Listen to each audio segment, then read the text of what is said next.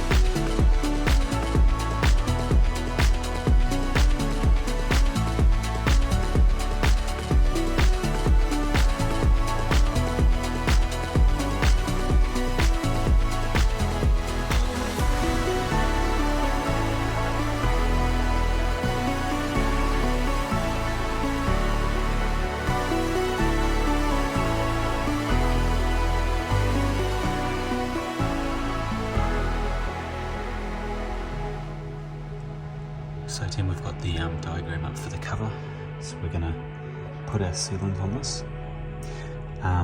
We've got our new seals to put in as well. That big one there, I'm trying to remember where that goes. So we've got our gear installed reverse threaded, so we're tightening it counterclockwise rather than clockwise. I could not find a torque value for this, so I've torqued it to about 30-35 newton meters, and it's pretty well on there. I've also put our new guide rails on, put a bit of assembly grease on them, just because, and water pump's ready to go back in, still in perfect working order. See, what we're going to do is, we're just going to quickly clean up some of these bolts, make sure that there's no debris on them. Any old sealant, because that'll obviously affect how we torque them. And once we've cleaned those, then we're going to do the sealant and put this on. So let's get it done.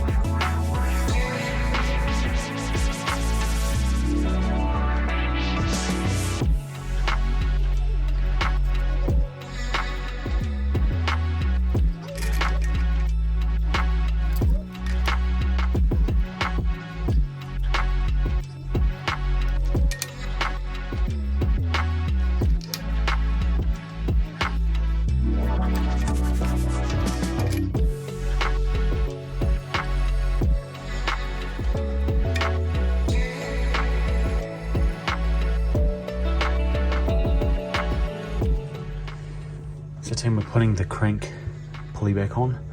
We've got a brand new crank bolt and the old one.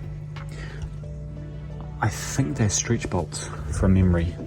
I've replaced this one anyway, the brand new genuine Mercedes crank pulley.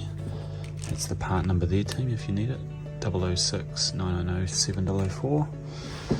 And yeah, so it's a day later. We've got our timing cover on, looking good, and we've got our bloody flies. We've got our timing chain hanging off the upper control arm with just a big jumbo zip tie hooked around each end of the thing. So yeah, we're just going to slot this new one in. Make sure you clean the mounting point for the bolt so that it's got a nice area to grab onto. Screw that in. Then what we're going to do, team, is just give the starter motor and the mounting bracket a quick clean up. And then what we're going to do is also just clean this piece here out where the coolant comes through and comes into the area where it bypasses through out to the little port with the little, you can see the little pink cloth in there that comes into the body. But everything's looking good. We've got our sealant nicely applied here. Water pumps on there. As you can see here, just a teeny little bit of sealant. So I might just just sort of cut that little overflow excess piece off. But the rest of it's really nice. It hasn't spread and gone everywhere. It's just slightly cracking out of the gaps. Cool. So let's get this cleaned up here, team.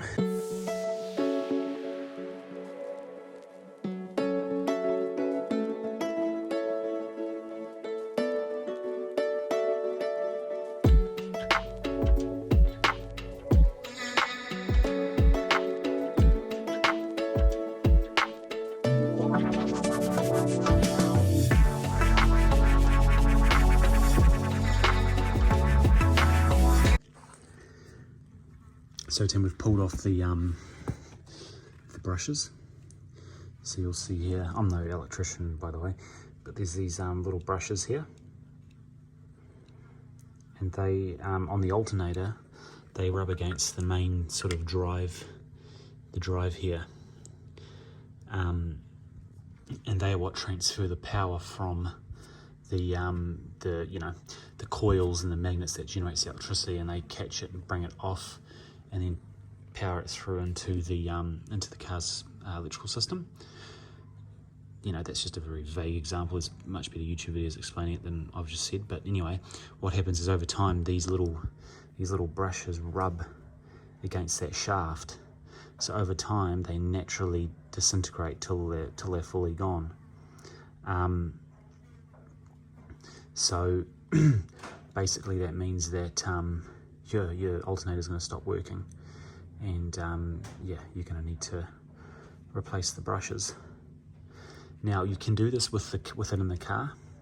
I might have to do that with my one actually, just thinking about it, because if you look at these are spring loaded, so as they get eaten, as they sort of wear away on this post here, they slowly get eaten up, so the spring keeps pushing them out.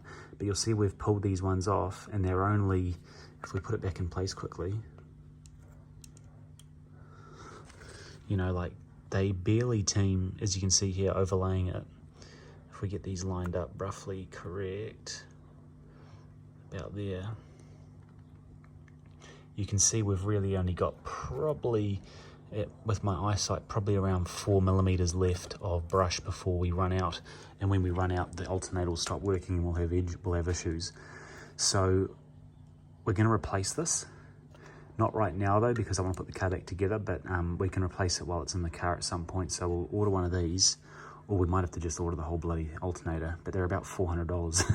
And usually the only issue is this, you know, possibly the bearings, but this one's good as gold, mate. It's perfect. So I'm just gonna spray some electrical cleaner in this part here, just clean it up quickly, put it back together again, Bob's your uncle. And we've done that, got that installed. Cool.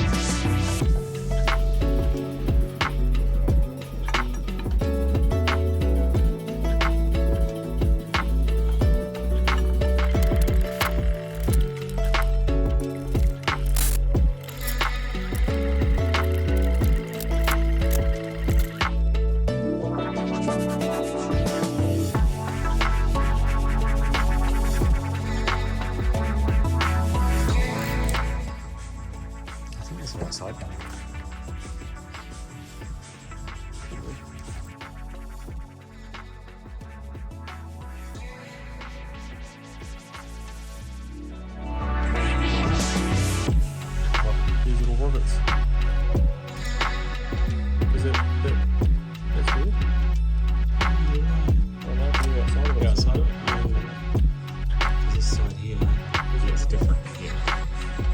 So it's the right size. So, what about that side? That's a hole. Oh yeah. We're gonna go down. No. That's it. And when we put that.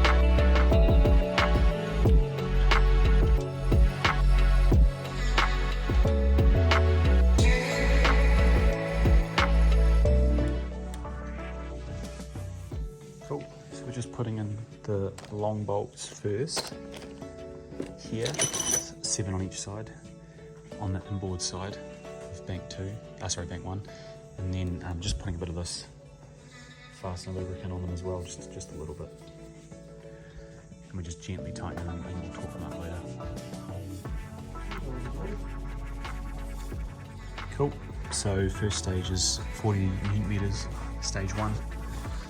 Starting first between cylinder 3 and 4, because this is bank 1, 3 and 4, outboard, then inboard. Where's my finger? There it is. Then inboard. Yeah, 40 Newton meters, and then I think it's like outboard and inboard again next, and you sort of work your way out to the sides of the head. So yeah, we'll just talk those up now.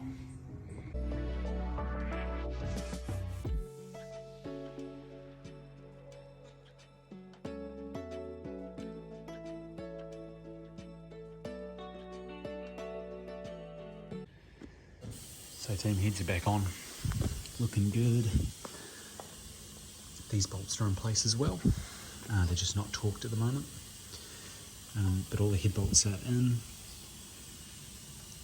They've just been torqued to 40 Newton meters to start with, so we're not going any more than that at the moment.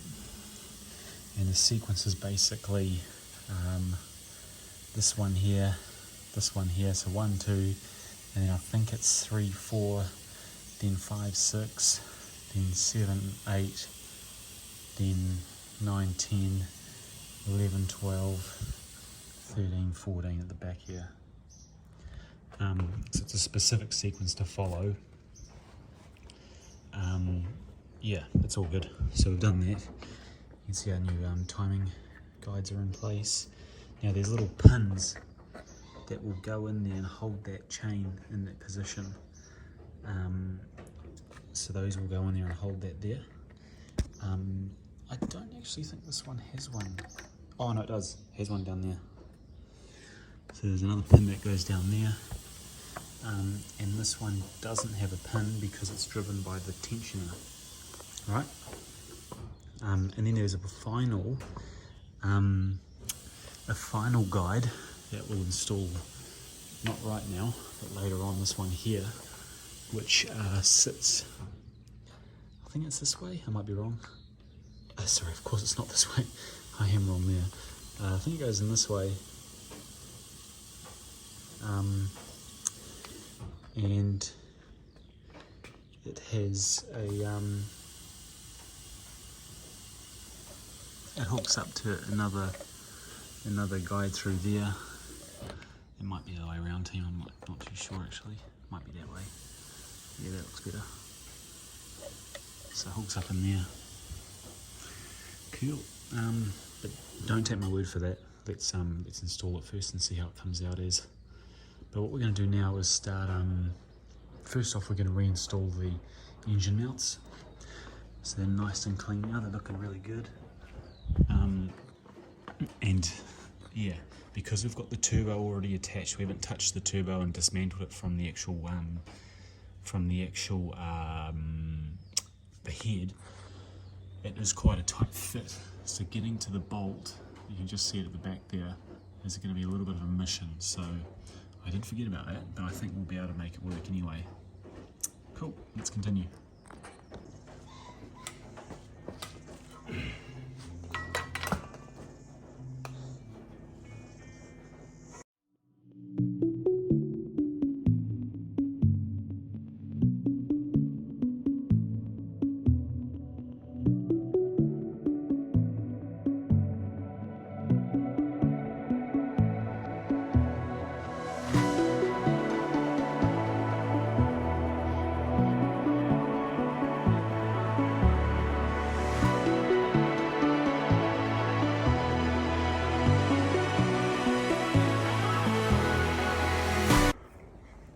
So team, we've got good progress on the V12.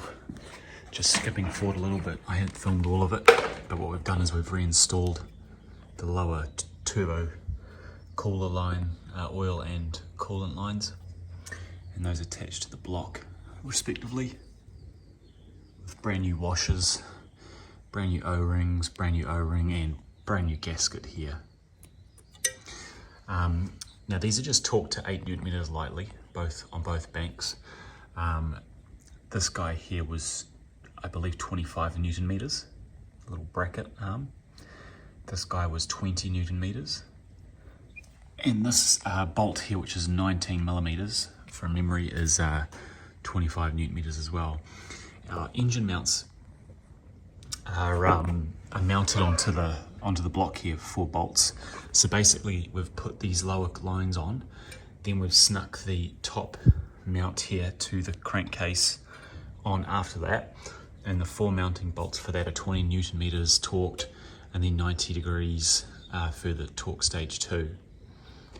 Then the motor mount itself, it's a bit of a weird motor mount. It's not like a conventional one that we have on like the W211 or W210. There's once you take these 2 bolts off, I don't think I've shown it yet, this plate is bolted onto the top of this mount via 3 screws, and then this whole unit here sticks onto the carrier via these 2 Torx nuts or Torx screws.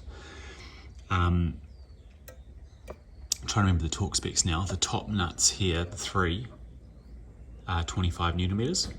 It's the ones that go through to the bracket. And then these ones either side, from memory, were 35 Newton meters to torque them up. So both banks are done now. One thing I did screw up was I probably should have put this, the oil dipstick, I should have put that in before I put the heads on. We got it in anyway, but it was just a bit of a rigmarole to get it in there. So now we're going to just torque these head bolts up, which I've probably already said. But yeah, both banks are done there. So once those are done, we can ideally then reconnect our timing gears at the front and set the timing on this V12, which is finally starting to look like it should be. Big behemoth. Let's continue.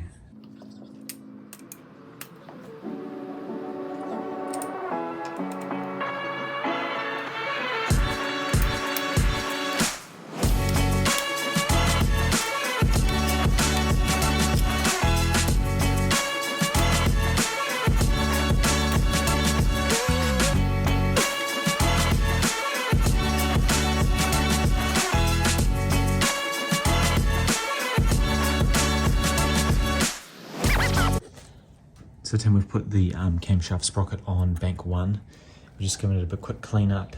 We're just holding it on for now with one of the new camshaft bolts. There's 3 in here. Obviously we want to cover any holes before we put these in, just in case we drop them. We'll do bank 2 now, and then we're going to just verify timing as well before we continue.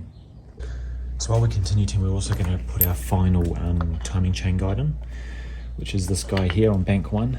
So we've got the 2 pins that held it in place.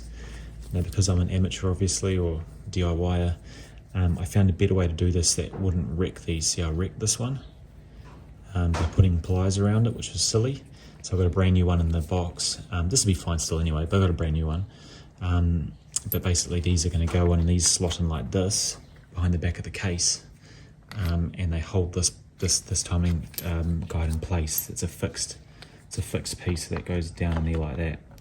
So we'll install that now with a bit of assembly lube just on the face here, and tap that through with a hammer.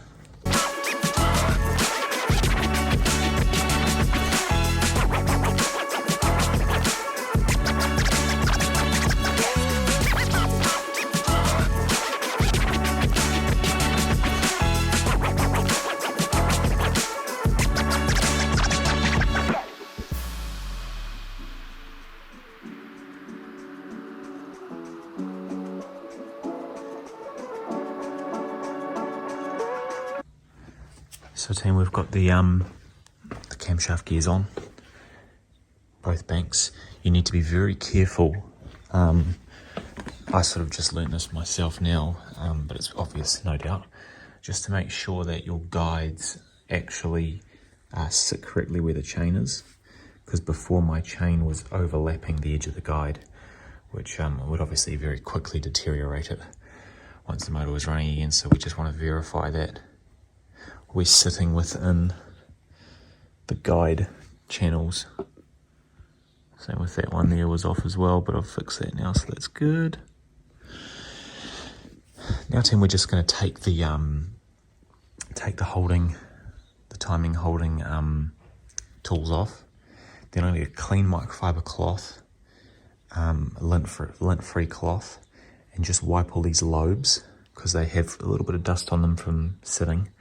And I'm just going to squirt a little bit of oil on them before we rotate it, even though it's, you know, it's still pretty much, it's got a bit of lubrication there still, but we want to be just as careful as we can with all of this. So we're going to do a full rotation to make sure everything's in place before we put it all back together again and start putting the valve covers and the front caps back on.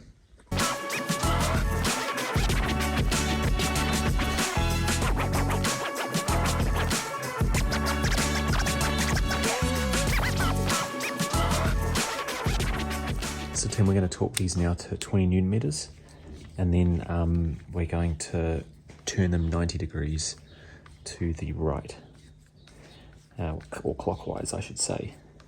So they're stretch bolts on these camshafts, so you've got to make sure you don't reuse the same bolt again.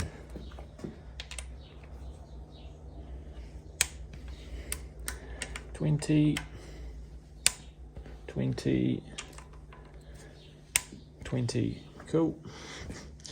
Then 90 degrees, same on bank 1.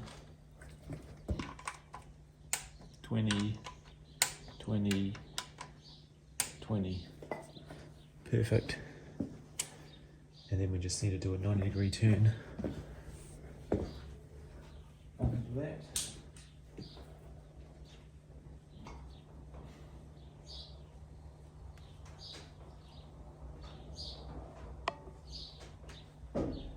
Which is as easy as 3.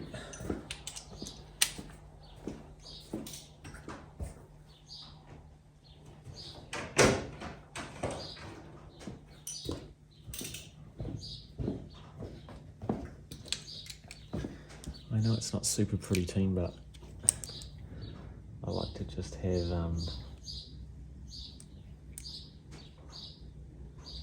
a rough mark on each top, so when I twist it to 90 degrees I know roughly what I'm doing.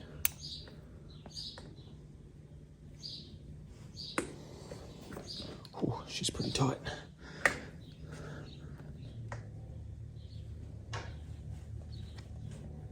Cool. 90 degrees, it's stretched. No going back now. Let's finish those off.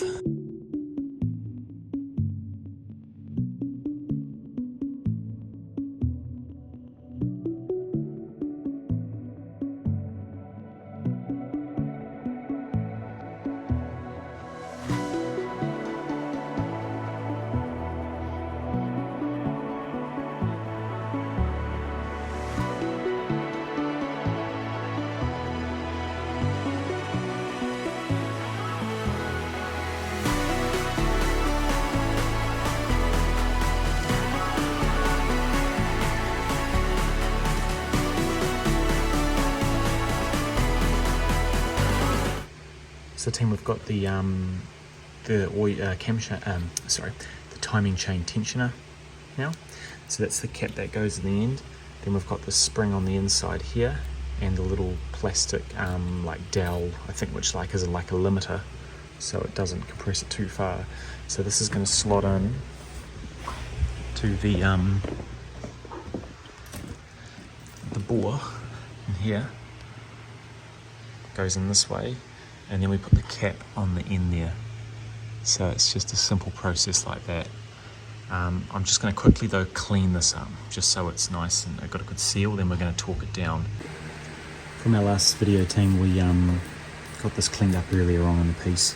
We're just going to give it one quick final brake clean, and we're just verifying also that the seal's correctly seated. I've just slightly tapped it in a little more so it's fully evenly placed, with the little shiny ring there you can see just protruding the whole way around part number. That slips on the end there. It's already got a new O-ring on it, which is good. And it clips in place with this little snap ring onto the bank 2 or right hand camshaft.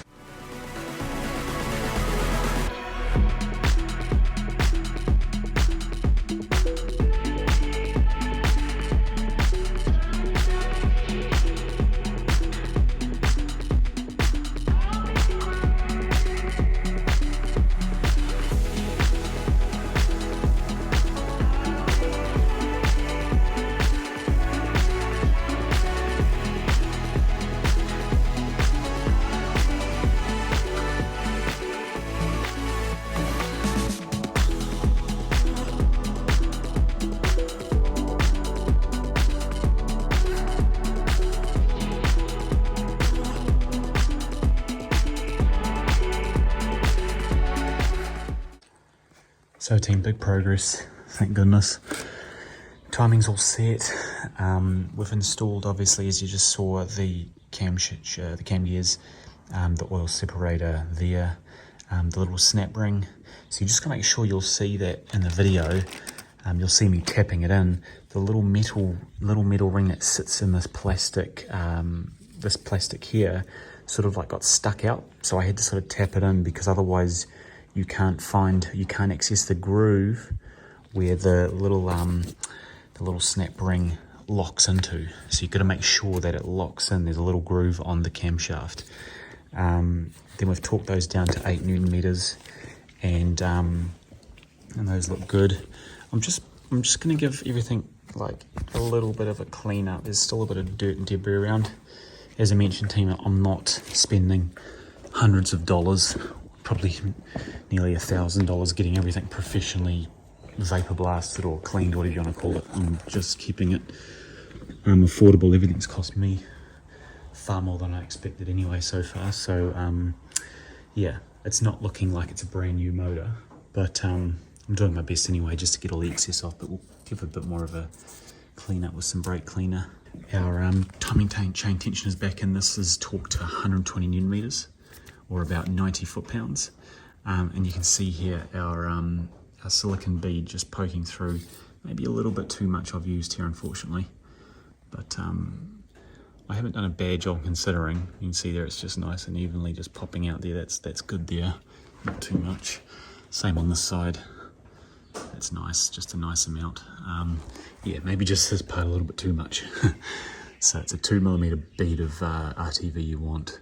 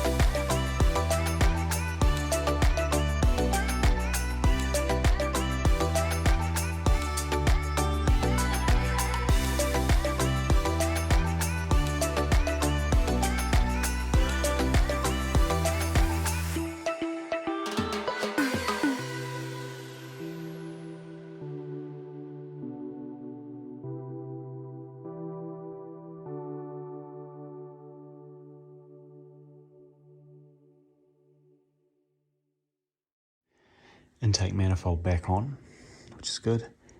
The basics of our vacuum system is all hooked in again. Not too hard actually. Got these back on. So we've also preliminarily hooked up our boost line wiring or pneumatic system as well. I just haven't anchored it in place yet. What we do need to do is get the turbo oil and coolant lines on. And yeah, we've got the secondary air injection installed with the wiring hooked up for them. And yeah, this goes over the top here. We've got our fuel rail in now, as you just saw, which is good. So now what we're going to probably do is, just for the sake of it, we're just going to get our starter installed as well.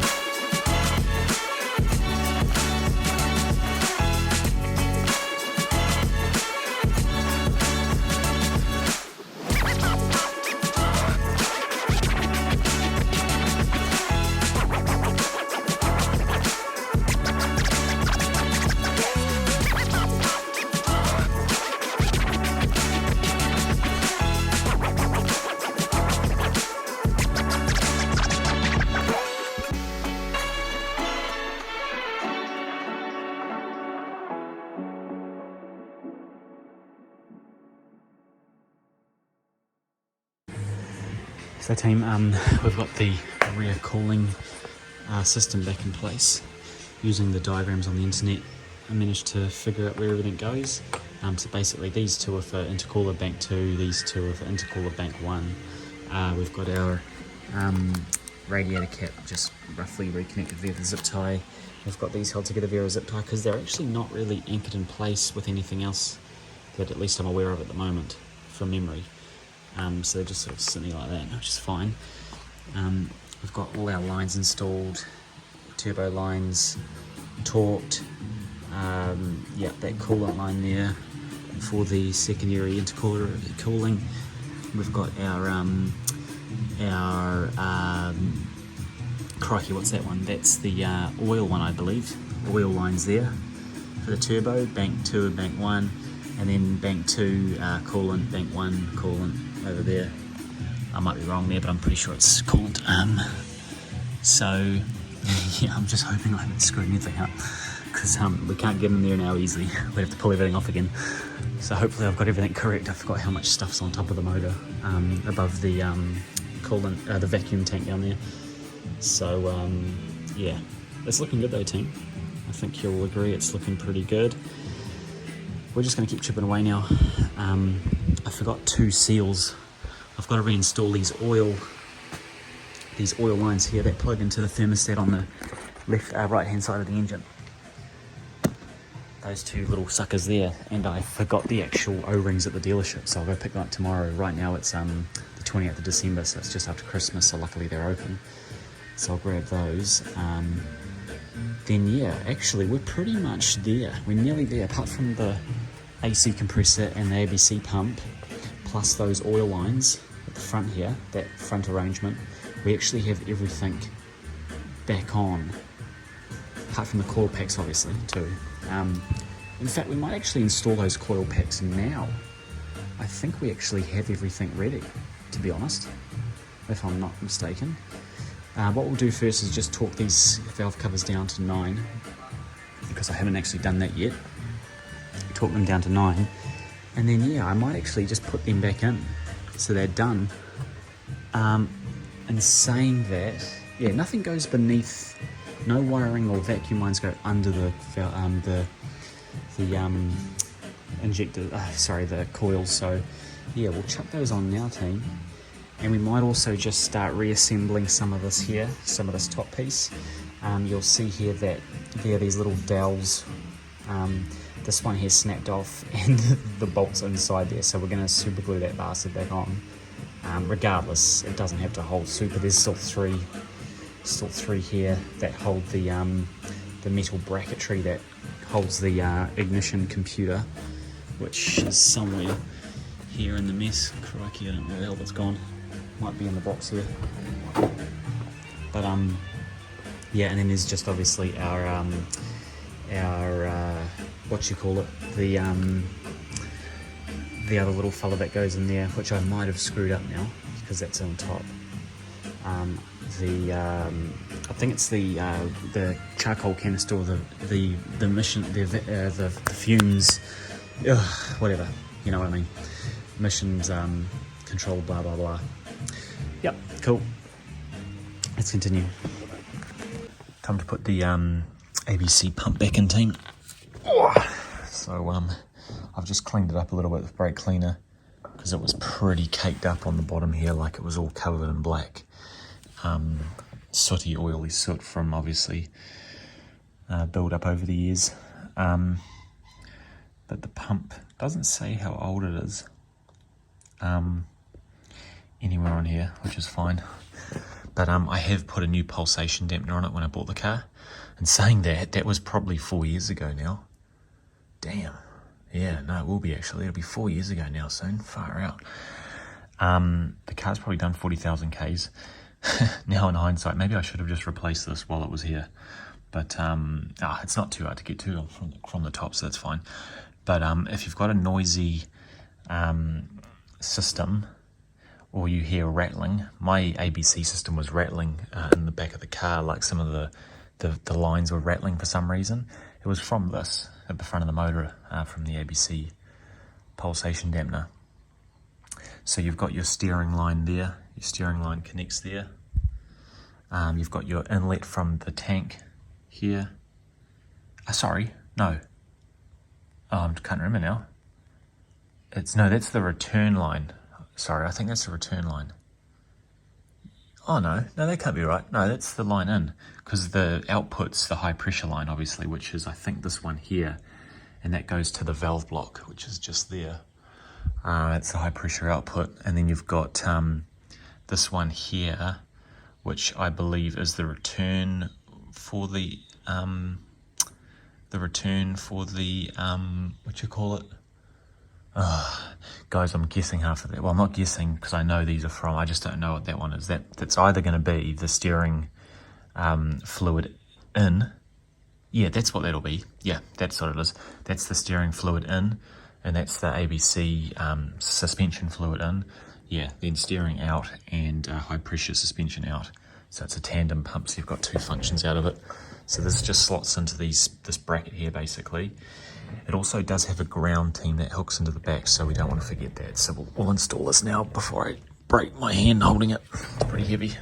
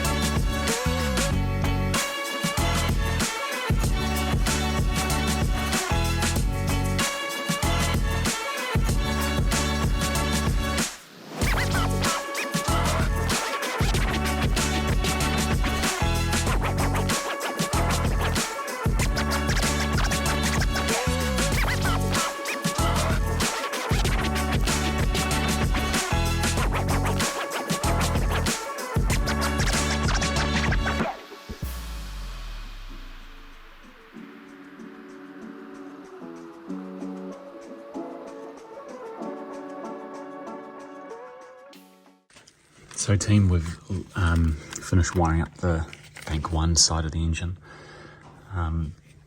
So we've got our secondary air injection pump. The harness comes down here, air injection pump, ground on the back there.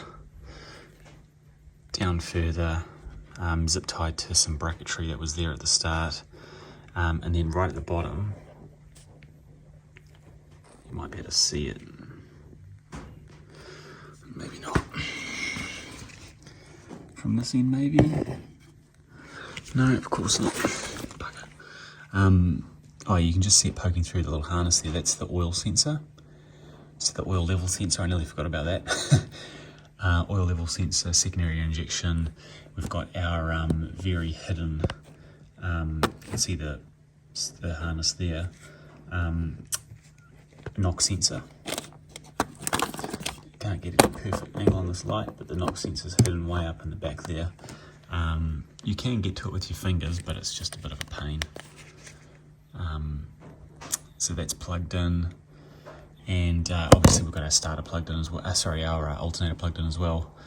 And further down here, we've also passed through and connected the main supply, or I guess it's a positive power terminal from the alternator that runs through the back here, up through behind this heat shield that we've put in with another knock sensor installed just behind it in there. You can just see it. And then it's running through back here. So it's a separate line team, this piece. Runs the starter and the alternator.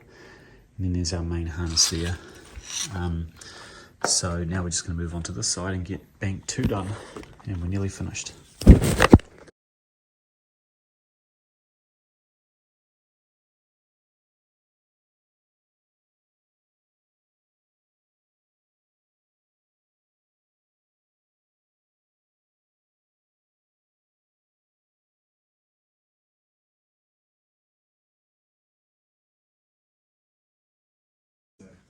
Well, engage your autopilot if you want to. Yours is better in the descent, and then they will that. The autopilot was then changed from autopilot 2 to 1, and then the descent mode changed from the managed to the open descent mode, meaning that from now on the outcome is going to try to descend following the specified speed rather than the specified path. This can potentially be seen as a lack of understanding of the captain in case of its autopilot system, but it might also be an indication that it just wants to descend quicker in order to anticipate maybe shortcuts and get towards such a project. One thing that was noticed was that the captain during the descent had a tendency to change modes and update things without telling his code if the officer what he was doing. Now, it is mandatory to call out any changes that we do, and that's not just because we want to follow standard operating procedure, but also because it's really important that all pilots have a shared mental model of what's going on, so that one pilot doesn't suddenly look up and see a completely different descent mode on his flight mode annunciator, not understanding why it's there. Anyway, during the descent, there were also some more signs that the first officer was experiencing a bit of fatigue, because at one point he said, "Screw it, cooperate such flights with the jitters and not enough sleep." As it is under further, the pilots also discussed that they weren't going to contact the Sochi approach controller anymore until they had to.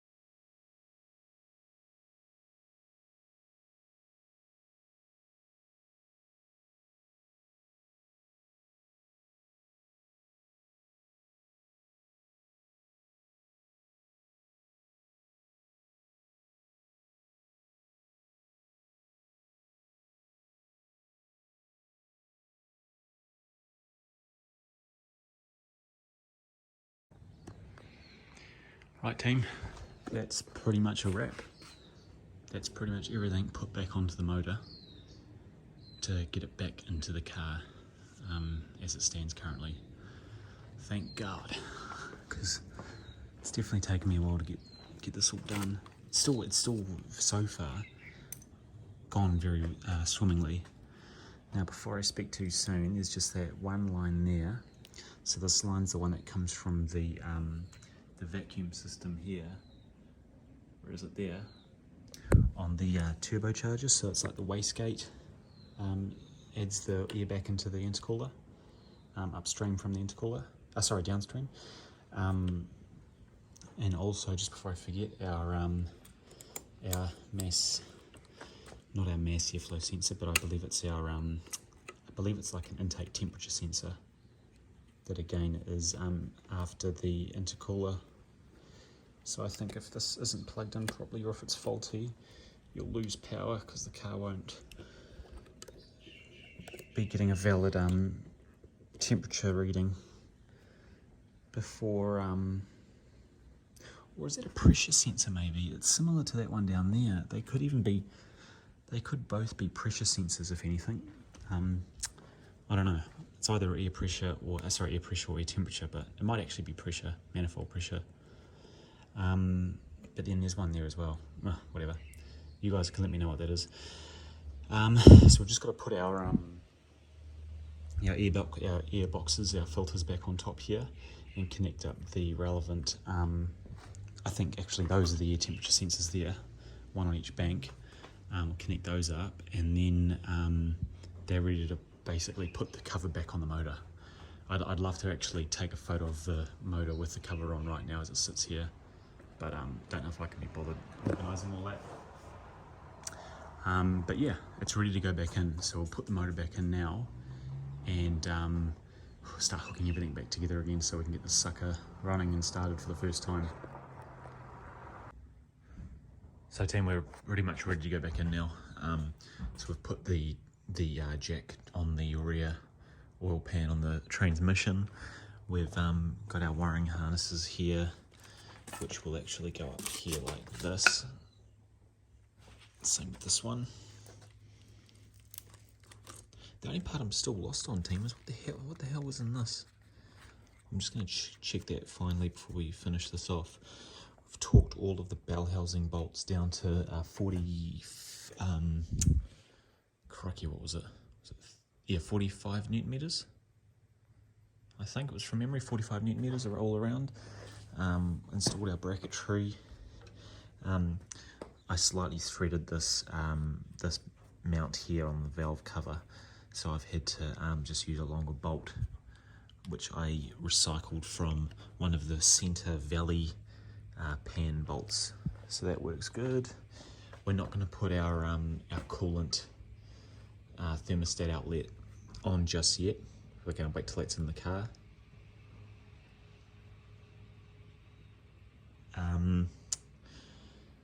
And we've torqued all of the bolts on the front down.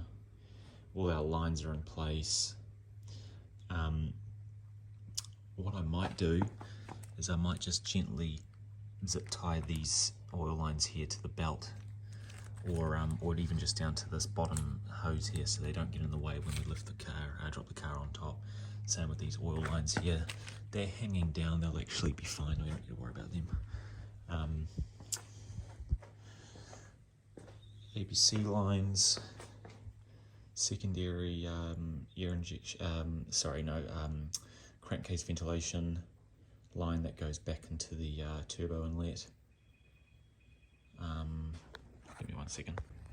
So team, we've got next morning. Today is actually New Year's Eve, 31st of December 2022. So this is, when you think about it, this has been in progress now since like late September. So it's been like three and a quarter months. A lot of it waiting for some parts, but anyway, so we've got our wiring harnesses on the top now, ready to lower back into the car. I don't know if I mentioned in the previous video, but when I was putting the accumulator here, so this is the accumulator for the ABC system on the front valve block up in here, which I'm actually just going to plug that hole again, because that shouldn't be open like that. But basically I screwed up. I put it back in on the piss a little bit, so it threaded the hole on the valve block, which obviously is a bit of a major because the valve block's a very expensive piece of equipment. So that was a bit of a cock up, But for anyone in future who watches this video, just so you know, the thread size is an M22 with a 1.5 angle or taper or whatever it's called. So I bought a tap, which for you people that don't know, it's basically like a mini, you could say it's just like a bolt, but it's got grooves in it on each side that can basically cut through the thread and cut any sort of damage out of the way, you could say. So when I put that in and twisted it, it sort of bit through and cut away at the parts that I've damaged when I've put this in wrong. So now the ABC accumulator goes in nice and straight. So next time, whenever you install it, team, make sure you do it from this angle here and make sure it's exactly flush. Whereas I was slightly on the piss like this, on a bend, and I've tightened and I've wrecked this thread in here. So definitely something you don't want to do. But yeah, that's the size of it if you guys want to, if you do the same as me and break it by accident. But what I'm going to do is I'm actually going to start lowering it down, just myself and you guys watching. We're just going to lower it down now, see if we can get it in without any help from anyone else. Otherwise we'll wait till one of the team can give me a hand. Definitely not the horses, they can't give me a hand. But yeah, we'll lower that down and get our subframe bolts back on. Just FYI with those as well, team, the subframe bolts, you've got to put 2 brand new ones in. Ideally, I suppose you could use the old ones if you want.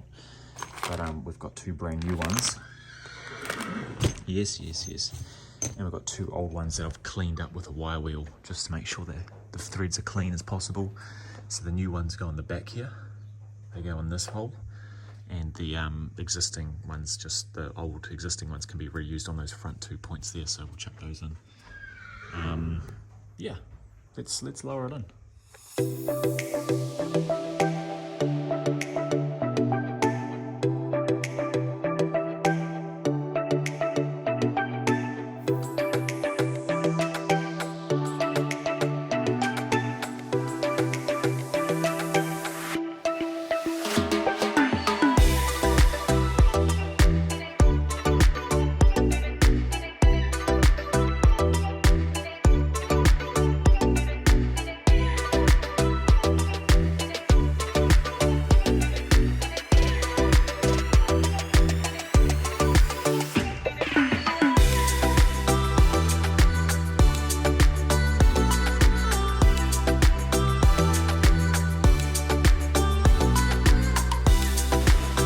Team, just a bit of an update while we're lowering the car back onto the subframe.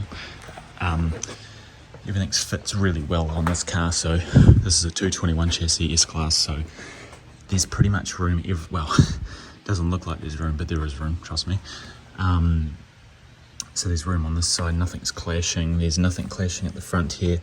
If anything, just the little oil dipstick tube is probably the only thing that just gets a bit close. And bear in mind, I've still got all the fans in and everything here. There's our pipes ready to go back in. The ABC hose there is fine. Everything's clear, good. Our ground wires there. I actually don't know where the hell that hooks up to. I just remember it came off when we pulled the car down. It must like anchor somewhere on the chassis here. There must be a bolt for it. Our ABC pump harness is there, so we've got that out of the way. If we go to the back of the motor, everything's good. That hose down there hooks into that black pipe there, so that's good, that's lining up. So we've only got about another, probably about 80 millimeters left until we reach the touchdown zone. So we really want to make sure this here goes into there. And it looks like it might. Touch wood. There's no wood here apart from the interior, which I don't want to touch because I've got greasy hands, but touch wood. You guys touch wood for me. It should just pop straight in. There's very little movement here, so that's good. That's a good thing. So just when you're lowering it, team, just be aware of things like you know, like our tie rods here. They seem to clash with the suspension, so just make sure you're dropping it in little stages and just checking that stuff's not getting stuck on anything and you know, you'll see in the, if you go back to that video clip just before I did this piece, you'll see that part pop down all of a sudden because it got sort of hooked up on here. So you just want to avoid those sorts of situations, just in case you rest too much weight of the car on something and then it upsets the balance of the whole car on the hoist. So this side here as well, that guy going into there. I think we're good, team. I think we're good. We'll just keep going down. I've also just wanted to make sure that our transmission lines up nicely and that the transmission itself isn't too up where it's going to hit the transmission tunnel of the chassis. We want to make sure that we balance it out properly.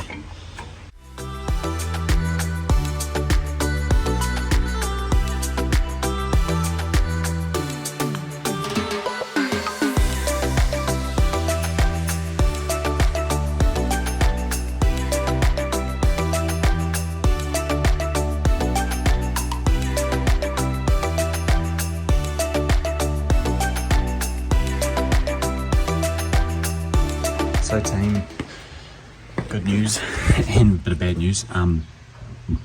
The good news is we're pretty much on in the hole, which is good. Bad news is I cocked up one specific piece, which is this ABC line here. So it's in place, but it's got a lovely kink because I've somehow managed to screw up where it was going and bent it. So it's got a bit of a bend down here. At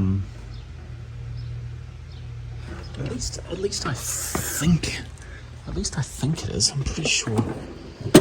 I might be wrong actually. Either way. Yeah, so we'll take that off.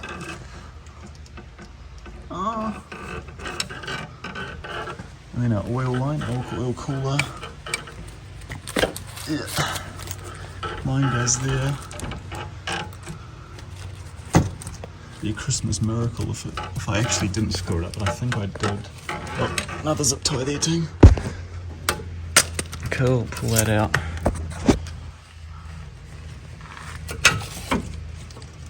And then that goes above the tie rod. The tie rod actually goes below the whole thing. And that goes there. Oh no. No, we're good, team. Where's the hole? There's the hole there. Oh no, we're good. No, I tell a lie. Oh, thank goodness. Oh, okay. No bad news, just good news. Oh my gosh, thank God for that. Okay, that's brilliant. Okay, good news. Thank goodness for that, because I was actually looking at replacing those ABC lines, and as I said to you, it's New Year's, so I'll be weeks away from being able to even potentially get something if I need it. We've got stuff leaking again. But yeah. Oh wow, okay, no, that's good, team. Successful drop. So subframe bolts through here. Oh, and look at that, lines straight up. Wow. I'm going to savor this moment. What I might do, team, is just put a bit of fastener lube on these bolts. Now, don't put your fingers in there like I just did. That's stupid, just in case something happened. But yeah, I'll take those out. We'll put some assembly lube on them. Fastener lube, not assembly lube as such, just so they go in nicely. And then we'll zap those ones there in as well. And I'll try and put the transmission cross member in.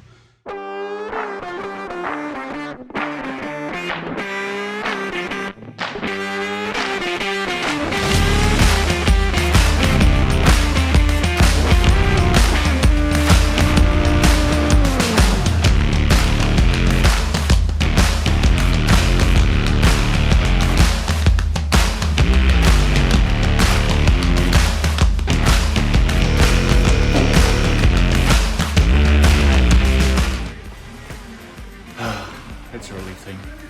Even if the car doesn't start, I'm still happy to have it back together. And I take that back. Touch wood again.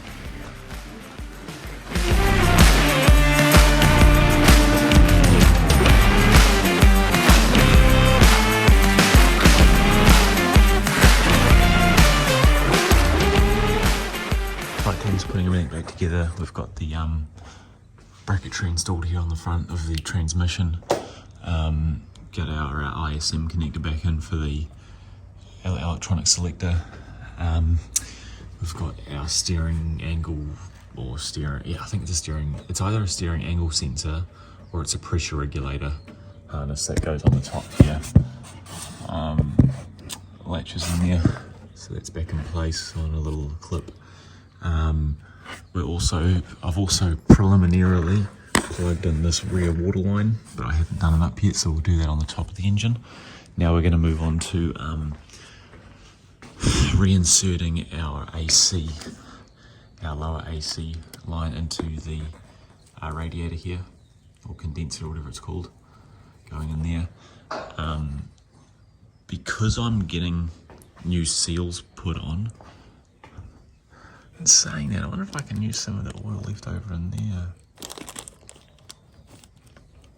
Maybe no. Oh, we might give it a go actually. There's a little blue, purple O-ring on there. I just need to replace that, so I might chuck one of those on now. You're supposed to have the specific oil for it though, and I don't have that. But because there is a bit of oil in there anyway from that system, I might be able to use some of that. But in saying that, is it oil that's just come down from the bloody is it the oil from, it might actually just be oil from the steering system, so no, I might actually not do that. But we'll insert it anyway, we'll just wipe it off and insert it. But yeah, so let's get on to that now.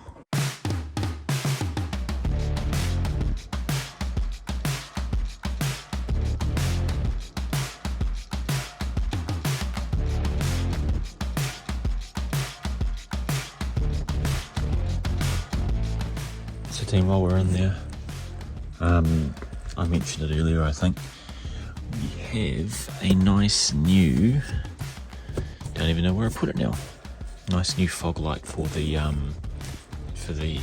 it is, nice new fog light for the S600. So we've just taken the old one out. We could just leave it like that, team, just have like flipping some massive air ducts straight into the oil cooler. Probably doesn't suit this as much. Actually, it doesn't look horrible. Like you would think that's stock, eh? But we'll put a new one in anyway. Here's the original tank. Original, May 2007. There's 3 bolts, or screws, T20s. 1, 2, 3. So it sits in like that, obviously. So the one up here in the top corner is a bit of a pain. You've got to just make sure your guard line is out, and it basically screws into, basically around here. You'll see, you can't see it now because it's gone, but there's a the bracket shows up through here, whereas the other ones we're accessing under here. So I'm using a screwdriver in the wheel well, and then I'm just using a little 1/4 inch ratchet for the ones under the car there. So yeah, we're going to put that in now and wrap that up. Right team, we need to remove the fan because I can't spin the crank, and I can't do up the transmission bolts. So that was a bit of a cock up. But regardless, we need to take this out because we need to be able to replace this hose here with a new one that we've bought, one of the expansion lines, and it'll also allow us to take the belt off, so when we do the first start, we can start it. We can crank the engine dry, well not dry, but without everything attached, without the belt on, so we don't spin the ABC pump or anything. So we can actually get the oil flowing first. Cool, so let's do that now.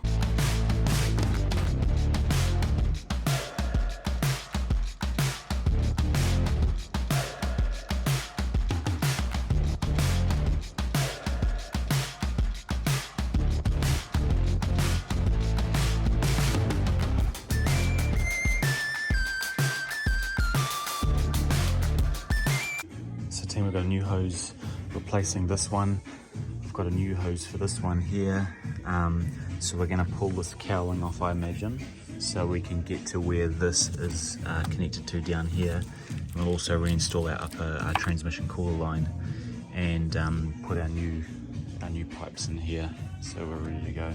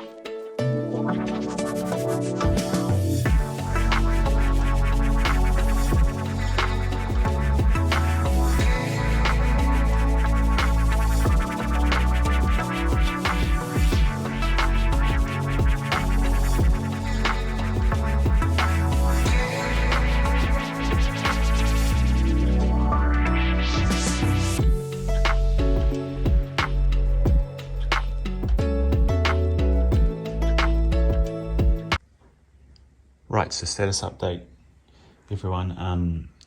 What we've done, okay, just summary, intercooler lines are plugged in here.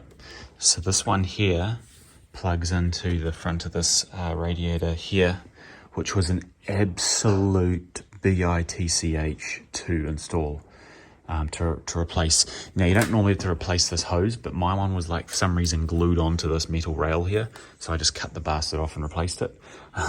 But yeah, you've got to like get your wire. Put it this way: if you're going to replace this hose, there's going to be a clip like this on it, right?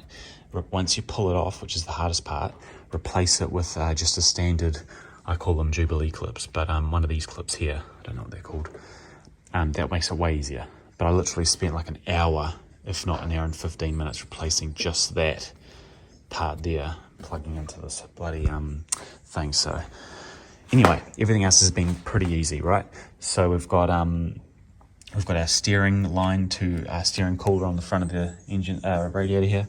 We've got our main ABC feed line, which is down here. You can just see it's blurry because the iPhone can't focus.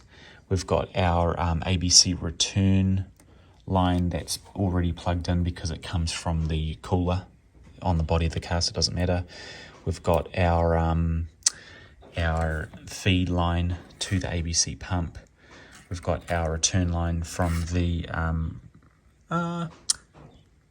where does that come from? I can't remember now, actually. Is it from the, it might be from the front as well, from the cooler here. I can't remember. So basically suspension and steering in and out, cool, done. We've also plugged in our main AC line to the AC compressor down the bottom there. That's a little bit tricky to get to, so I recommend you install that one first before you do any of the other hoses, so it gives you room. We also put a brand new seal on it.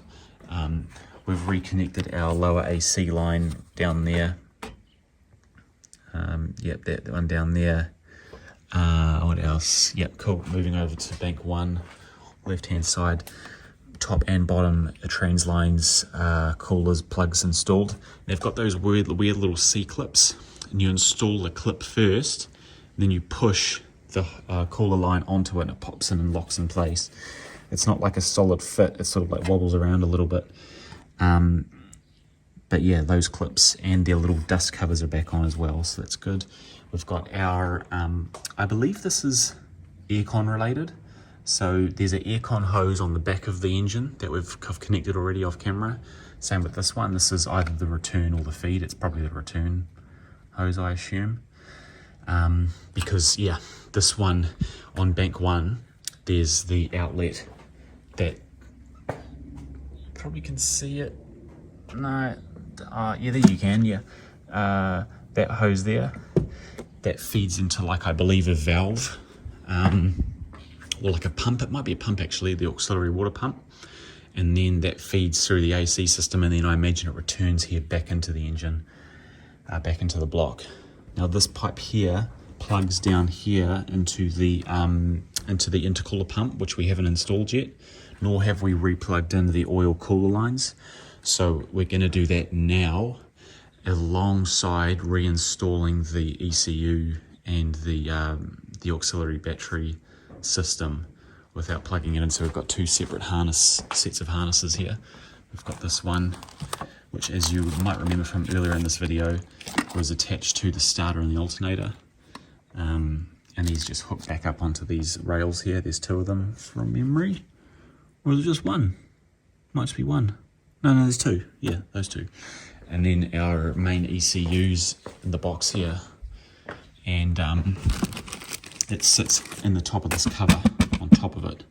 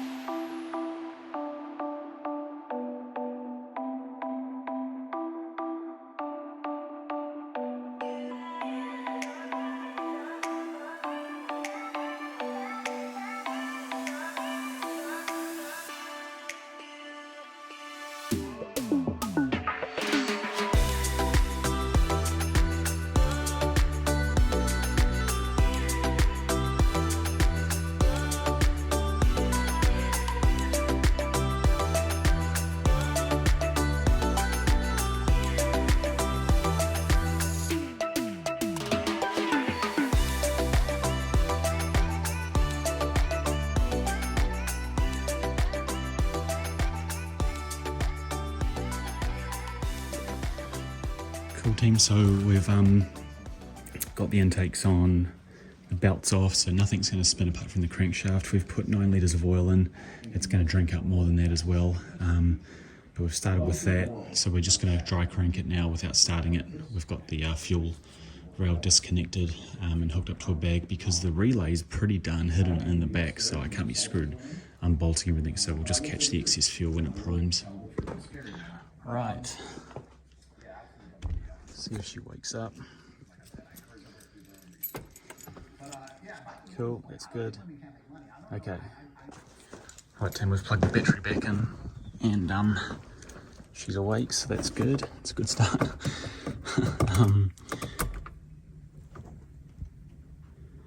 Cool. So she's awake, that's good. Service overdue by 97 days. So just bear with me. If I can even remember how to get back in. Yep, there we go, that's good. So down to, and that's, by the way, team, holding the call button and the OK button. Yep, holding those 2. Go down to assist workshop. Now we need to turn the engine to on, which is going to prime the fuel pump.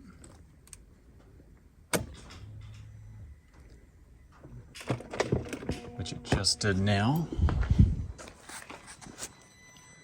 And you can see there it's actually already squirted a bit of fuel into the system there, so that's fine. Top up coolant. Obviously coolant's empty. Oil measurement, we'll measure the oil. Okay, maybe I better give it a bit longer. I am quite nervous. Everything that I can check, like I can tell's been done, but I'm just still nervous about this, eh? So fingers crossed, fingers crossed. But yeah, it's filled up. That fuel's filled up pretty quickly. Just a level in there, team. It's quite a lot of gas. So we just want to make sure it doesn't start spraying out, because that would be quite dangerous. Cool. What we need, Matty.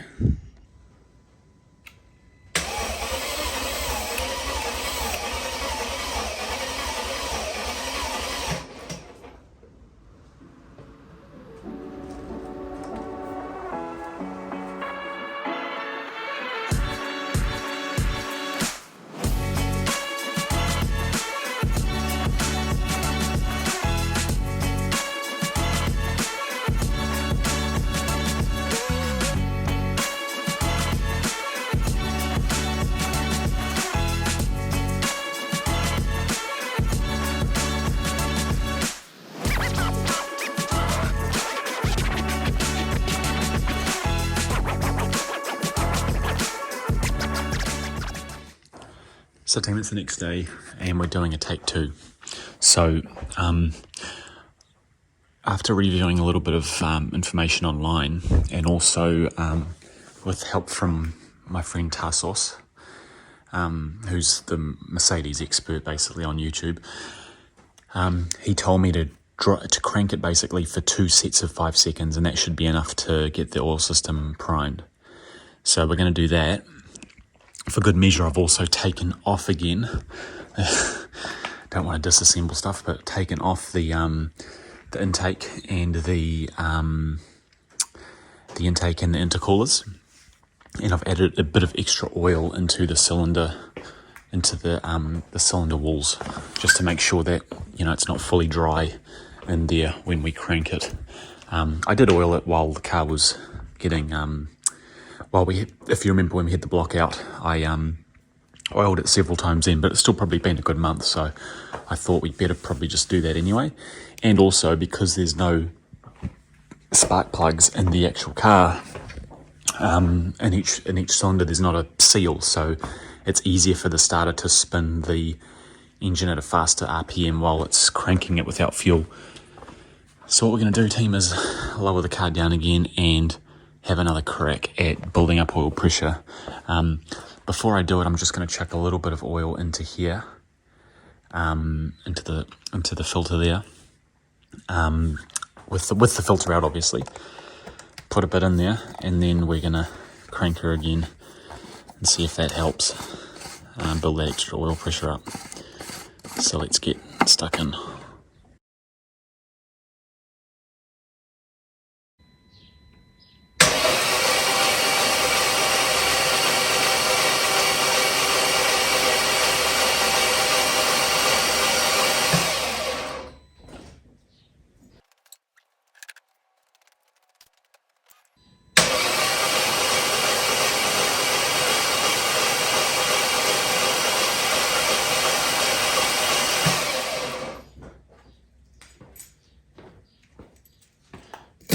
That's 2 lots of 5 seconds, hopefully with some more pressure now.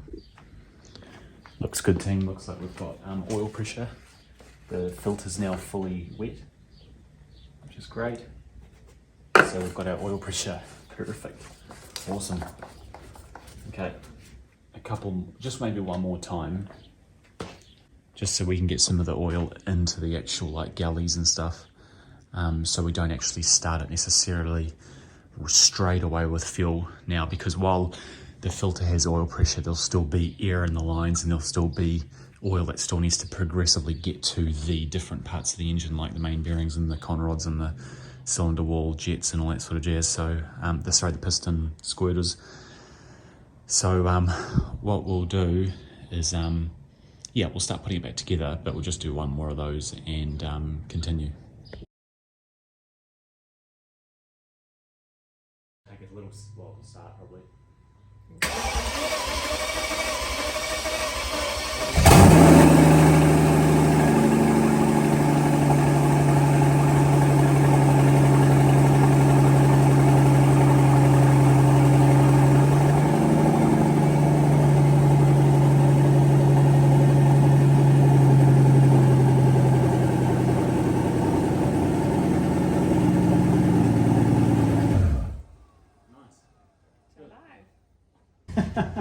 That like smoke came out. Yeah, I don't know where that came from.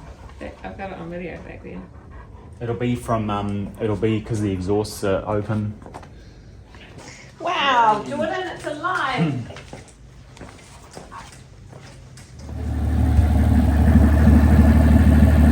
Sounds good too.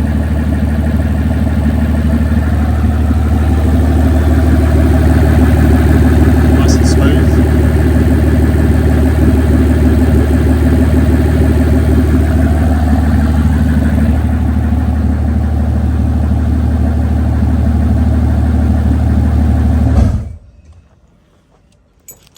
Nice and smooth. We'll let the oil settle and come back and do it once more, and then we'll start putting everything back together. Obviously ABC and everything's unplugged still, including the alternator, so we've got no power at the moment. Bit of oil burn off, which is fine. But yeah, looking good. Right team, what's our oil level? Ignition on, down to, get past all our errors, no. Yes. Down to assist plus, down to service, oil measurement, sorry. So our new oil level sensor is working, which is good. It's a good start. 6.9, okay, so it's come down quite a lot. That's good team, so what we'll do is we'll chuck another 1.5 litres in there. The car isn't running in about 25 minutes or so, so we won't fill it right up to 9, but we'll put another 2.5 in it and get it back to about 8.5, and then run it again, because already it's, you know, it's drunk 2 litres.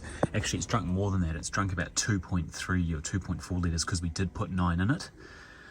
We actually put 9.2 in it, so the whole system's got to fill up again, and it's obviously taken so far 2 litres, so that's a good sign as well that the system's taking the oil as well. So we've got oil circulation, which is very important, so that's a good sign.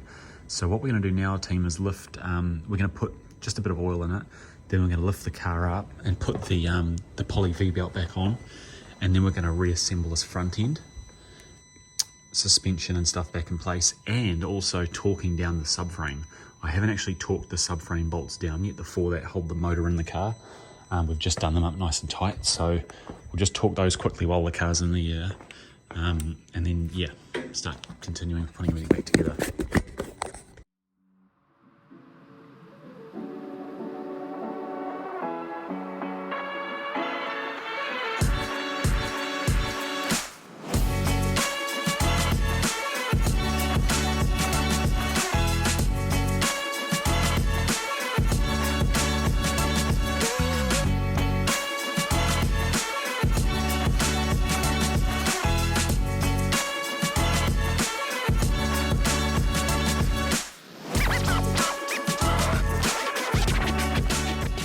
Cool team, so this is all back in place nicely. Upper radiator hoses in place, expansion tank hoses attached.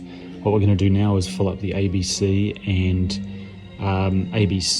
steering system with 345.0 oil, which is basically Penderson CHF11S, but a Febby Bilstein version that we get here in New Zealand. And then we're going to move on to putting the suspension systems back in place. So let's continue.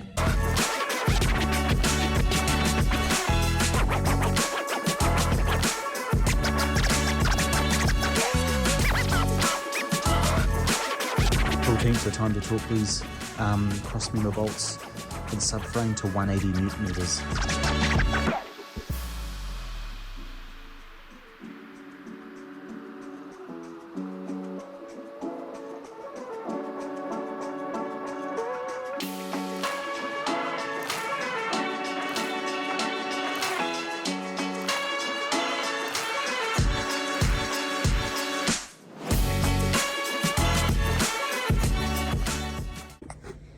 So Tim, we've got our new ABC suspension from the Netherlands, from abcspecialists.nl. So this will be a little review as well for them, for the product.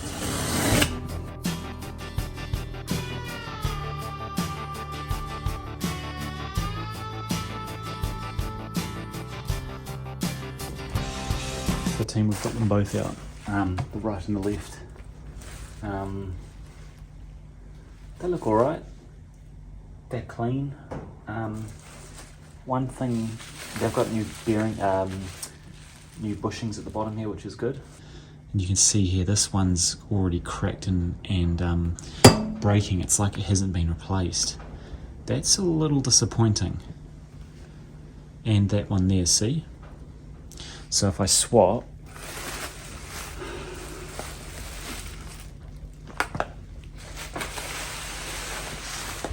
to the other one, this one's not as bad, see? It's not breaking or cracking or anything. It's been, and the top seal as well, the top one here, you can see that one's in good condition too.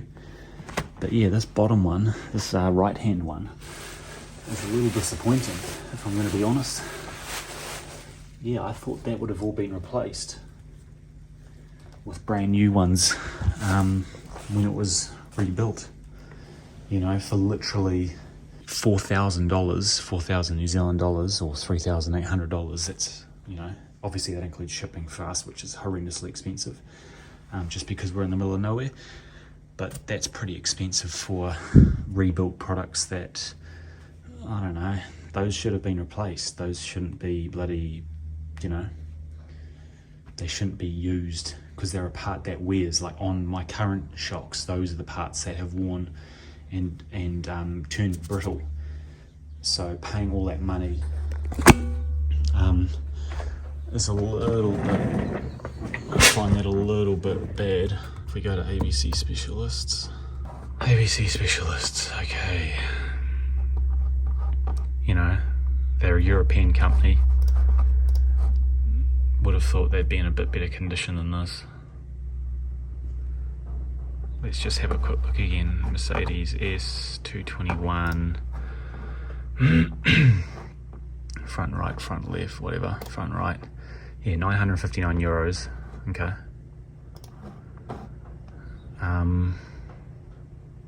Yeah, so I'm paying like €2,300 for these things.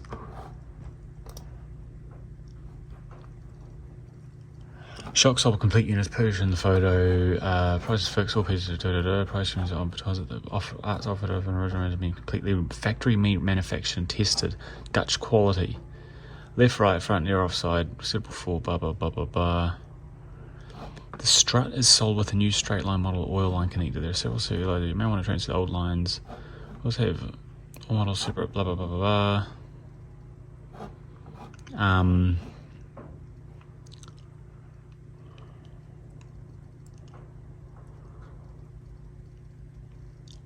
I want to see on their photos here, I want to see that top piece. At the end of the day, team, we're going to install them anyway and give them a run. But I just think that those pieces, you'd think they would have been replaced. You know, like really, what else are you replacing on it apart from the seals within the actual strut itself? For the actual shock absorber within the strut, and the seals for the actual ABC hydraulic system, which controls the springs, I guess, travel, which determines how high the car sits. You know, I would have thought that would have been replaced. If we look at a 220. Yeah, it's a different system on the 220. 220 on ABC top mounts. Yeah, front rubber buffer, top mount for the 20. At the end of the day, I'm happy to buy these. But are these actually, you know, and can I then go and install them? Like, what, you've got to crack that massive nut there. Does anyone know what's under that? You know, like, can I just go and crack that off, or is it something else under there? I don't know. We're going to install them, team, and we'll stick with what we've got, but I'm also going to contact them and tell them I'm not happy with the quality of the remanufacturing they've done, because that's not remanufacture, that's just clean it up and put it in a box and do a few seals and then charge, you know, 2,000 New Zealand dollars essentially for it. So I'll let you guys know. Don't make any assumptions just yet, but not happy so far.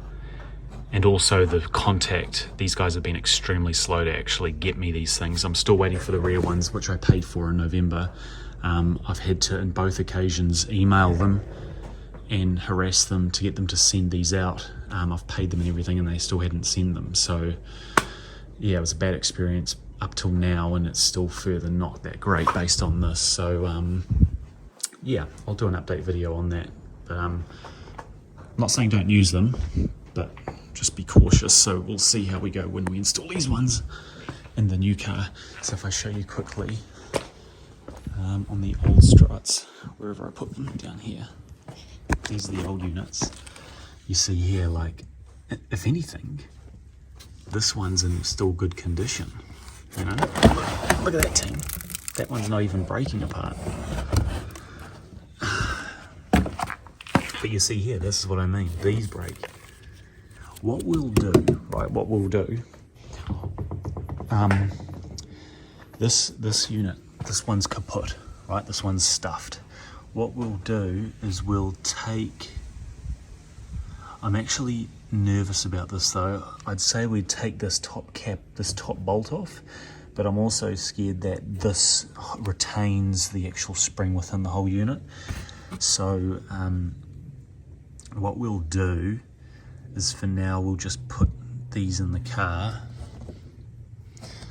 and yeah, there's a spring in there. We'll put these, the new ones, in the car, and one day we can always drop them out again, and we'll salvage these from both of these. So we've got backups, because these actually are in better condition than the flippin' remanufactured ones I bought. And we'll keep them, and we can install them worst case scenario. So let's get to put these things in.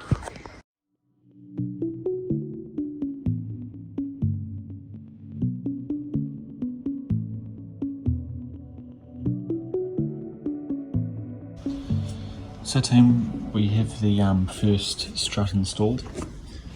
So she's at the top here, mounted, 30 newton meters on these three. And down below here we've got our up the top there, you can see it's in place, and then down here it's got its new ball joint anchored into the lower control arm here with a 24 mil. This one's a nylock nut, different to the castle nut on the factory one. So that's good. With a bit of just minor tweaking and twisting things, we got it all put back together again, and it's in place properly. So our hydraulic lines here, which we'll plug in after we've done the other side, there it is down there, and it just hooks into that. I think I have some new green O-rings for that as well, so we'll swap those out first. There's our new expansion tank with some water in it that we're going to dump in, fill with fresh coolant. That's our new intercooler pumps plugged in. The intercooler pump yesterday was leaking a bit from the bottom hose here. Has it still got any leaks, or is it good now? No, it's good. I put this clip a little too far forward on the hose, and it had some coolant dripping out of it, so I've just moved the clip back a bit, and now it's obviously not leaking anymore, so that's good. So we're going to do the same on this side now. We're going to jack this up gently, just enough so that we can then line up the bottom of the new ball joint on this left-hand strut with the hole, so I can also put it in there and bolt at the same time. It's a bit of a bastard, so let's just do it now.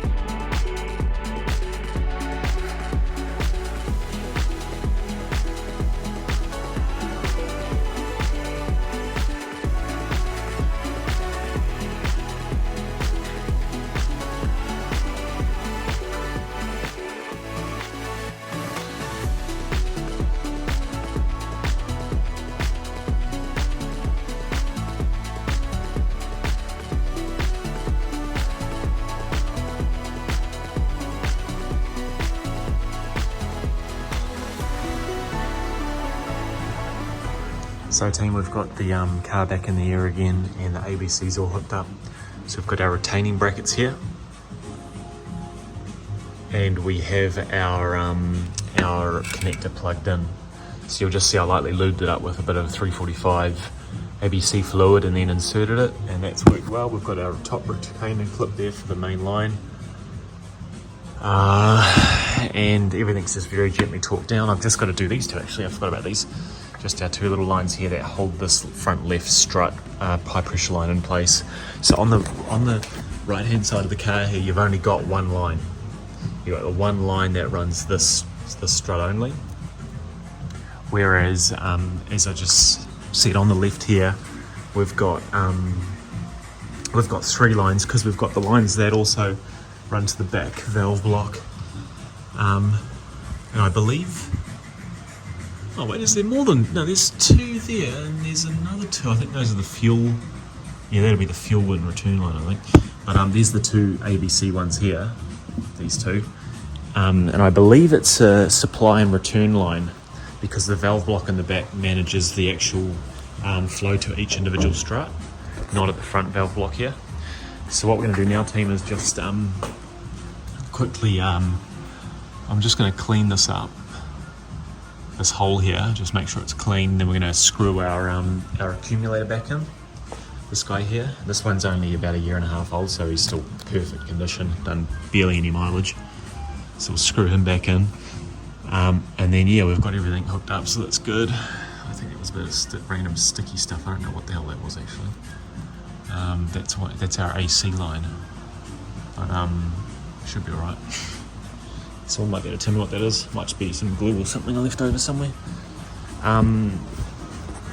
But yeah, so we started the car up yesterday, team, and ran it as you saw for a few minutes. So our drain plug here still leaks a little bit. This car actually seems to always have a leaking drain plug.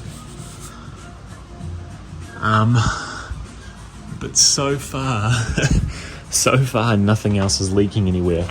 Obviously, we've only ran it a very short period of time, but obviously we've got oil build up here at our gearbox, but I'm not worrying about that because it was already, it was wet from when we pulled the torque converter out.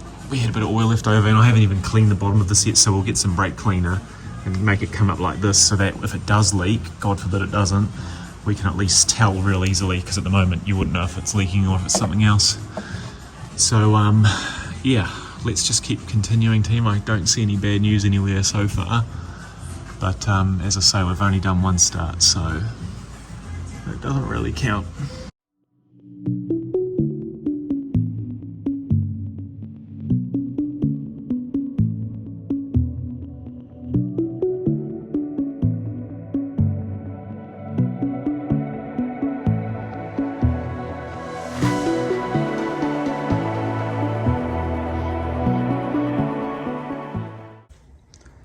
So team, flex discs going in. This is our front disc. It's the part number. They are slightly different for different Mercs, but for 221S600, the front disc is slightly different to the rear one. To be honest though, I look side by side, they look exactly the flippin' same. So I actually don't know what the difference is, but they are different. So that's our rear, that's our front. So let's get them installed. We're gonna do the front first. And we're going to just lightly tighten it up, and then we're going to do the rear. We're not going to torque everything until the end.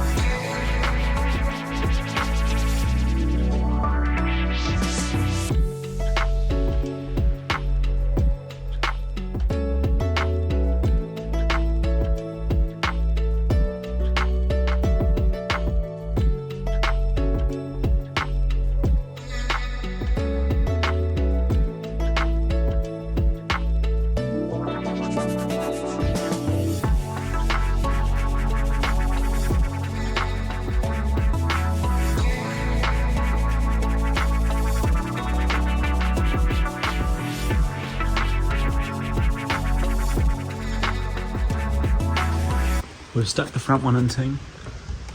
So it's in place now, looks good. We haven't torqued it down yet. Now we've got the rear one. You'll see I've marked where the various parts are, where the diff meets the drive shaft. So the new flex disc will just go in there, but obviously we want to try and line everything up so there's little change in how the drivetrain runs. You'll also see originally we marked where these bolts were for tightening up the centre carrier. So I'm not going to video doing this one, but the only extra part is that we've got this plate here, which I think we can just sort of knock it out. I might put a bit of like WD-40 slash something to loosen it up, because it's probably going to be a bit seized on.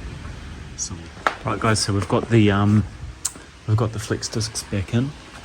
My torch.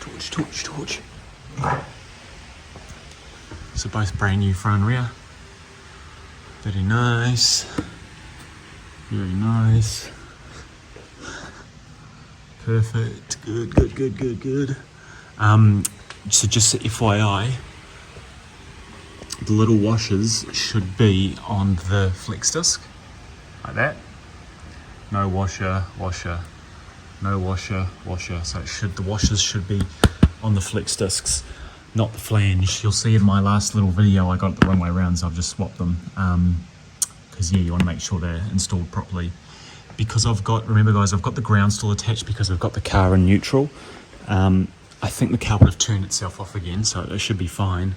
But just make sure you got that ground wire cooked up, because you don't want it to disconnect while the car electrical system's running. So we just put this temporarily in here to hold the shaft, and I just put some cloths over it so we don't mar the surface. Looks like someone's already scratched it at some point, but it's only minor, so it's okay. What we're going to do now, team, is tighten up these bolts here and torque them, and then start putting the paneling back in to cover this whole drive shaft up so we can get the exhaust back in.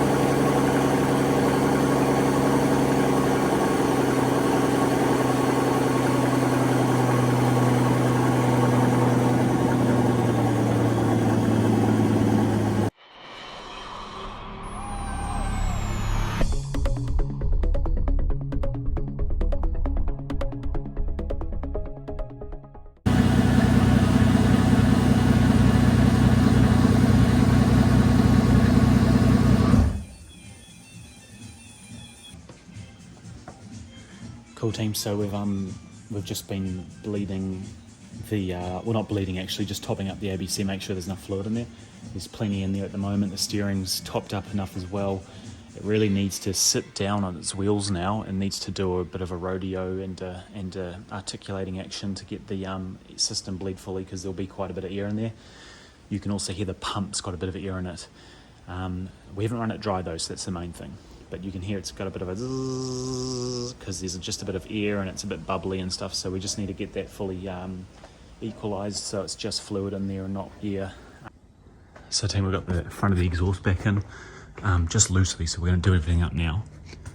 We've got it sitting up on the exhaust, on the outlets of the turbo's exhaust side. These line up, we've got a jack under there, and what we've done for now is it's just simply hanging in there by these bolts here that are attached to the transmission housing. So we're going to put our other brackets in here, and our we've actually got hangers, team, just here. I forgot about those. So we've also got our hangers to put in there, and our V-bands, which I've cleaned up, that lock this onto the turbo outlet. So what we're gonna do is get those sorted very shortly. So let's get into fixing this up. We're not going to torque everything just yet. We're just going to keep everything relatively loose, and we'll torque it up later once everything's in place, the whole system's in place.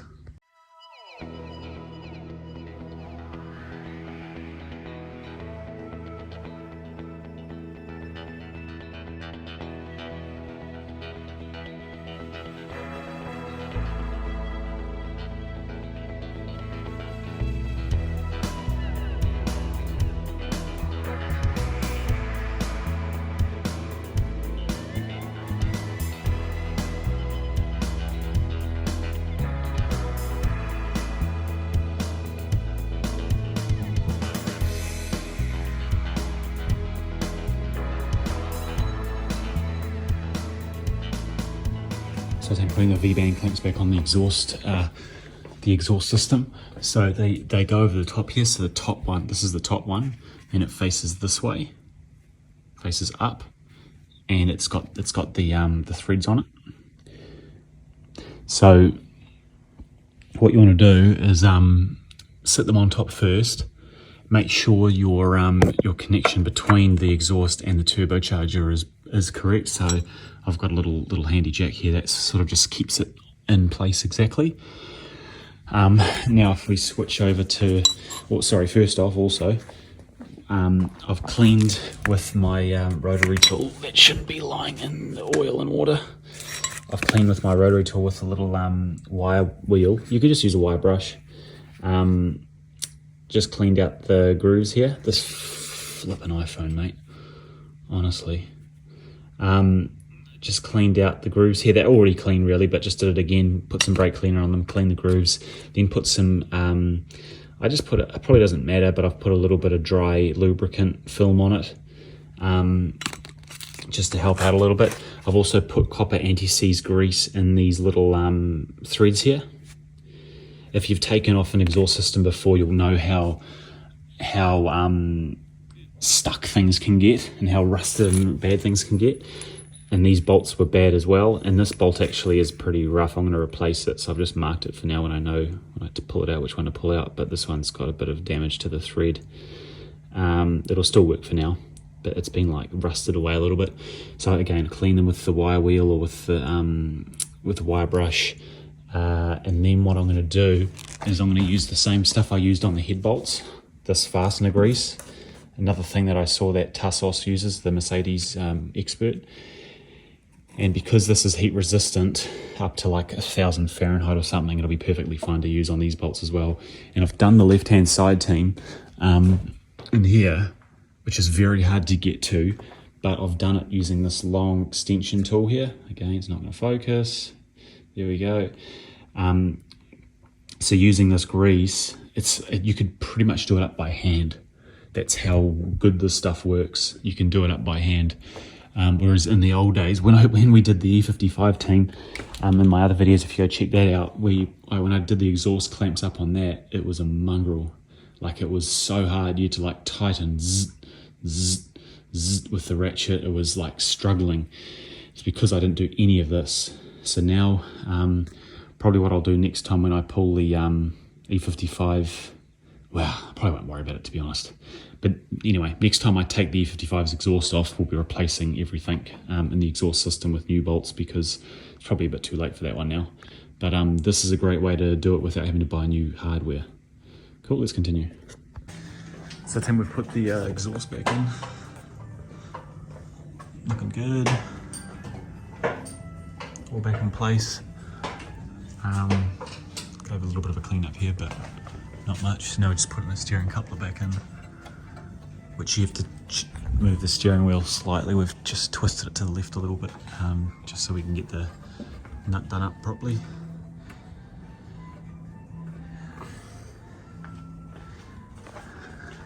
Just there, team, there's those nuts there. And then we're gonna just put some coolant in it, put the wheels on, and see if we can get it to sit on its own feet.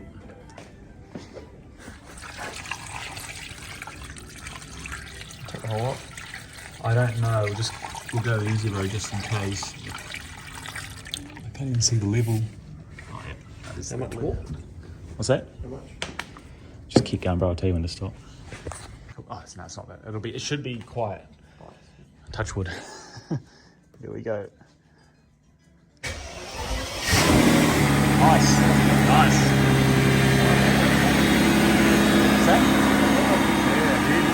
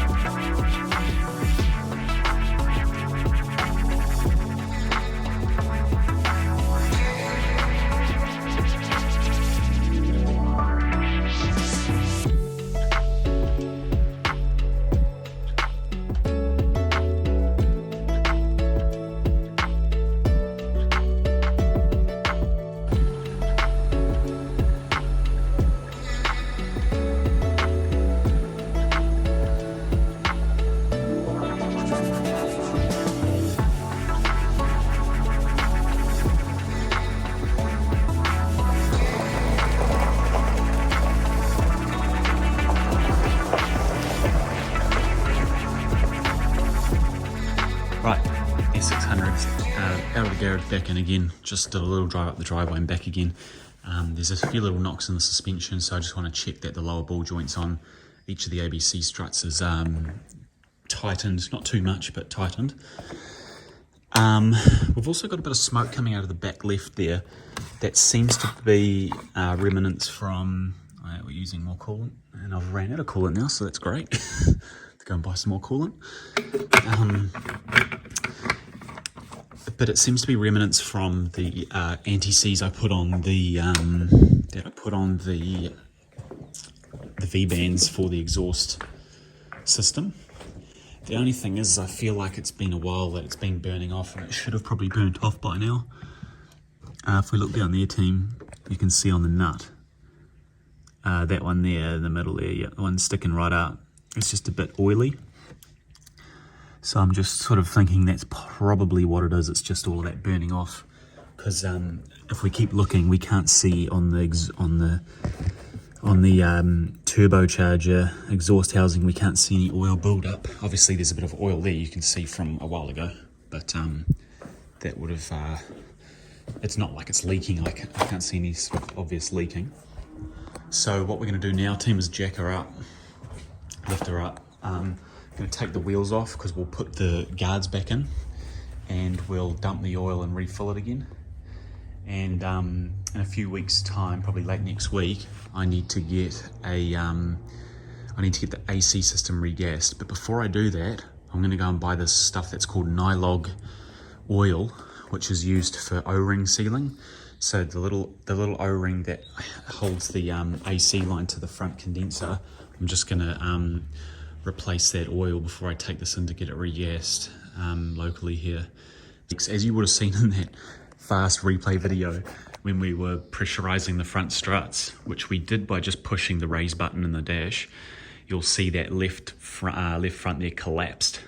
It blew the hose clean off the connector. So the ABC connector that you guys would have seen earlier, it wasn't properly clicked in So as soon as that system started sending, 70, 80 bar to it, it blew it clean off and the whole car sort of fell on its nose. Gently, it didn't damage anything. But a good reminder just to make sure your ABC lines are properly clicked in, because you'd hate to have it do that while you're driving it, Not that it would, because it probably wouldn't build the pressure in time. But it's so nice to see it back on the ground, and it's running really well so far, touch wood. Looks nice and clean to me, team, which is good. They're running out of room in my drain though.